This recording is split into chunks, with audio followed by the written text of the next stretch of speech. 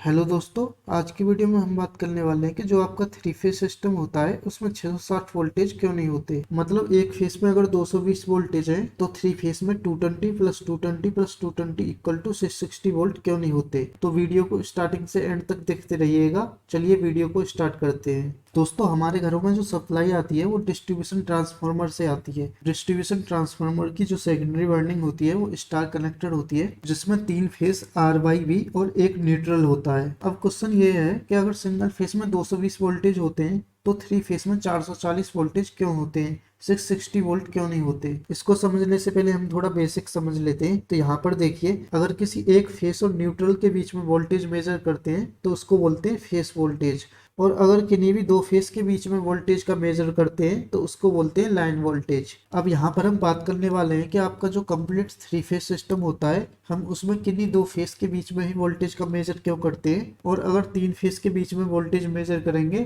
तब भी 440 वोल्ट ही मिलेगा। तो इसी को हम देखने वाले हैं। इसको समझने के लिए हम इस वेवफॉर्म को देखेंगे। यहाँ पर तीन फेस आर वाई भी हैं और ये तीनों फेस एक दूसरे से 120 डिग्री फेस डिफरेंस पर होते हैं। अब यहाँ पर देखिए आप, जब आर फेस और बाई फेस दोनों पॉजिटिव में है उसी समय बी फेस नेगेटिव में है, तो यहाँ पर कितना वोल्टेज हुआ, 220 प्लस 220 440। ऐसे ही यहाँ पर देखिए, जब बाई फेस और बी फेस नेगेटिव में है उसी समय आर फेस पॉजिटिव में है, तो यहाँ पर नेगेटिव के 440 वोल्ट है। मतलब एक समय में केवल दो फेस ही वर्क कर रहे हैं, एक फेस वर्क नहीं कर रहा है। और इसीलिए थ्री फेस सिस्टम में किन्हीं दो फेस के बीच में ही वोल्टेज का मेजरमेंट किया जाता है, और ये थ्री फेस में पॉजिटिव 440 नेगेटिव 440 चलता रहता है।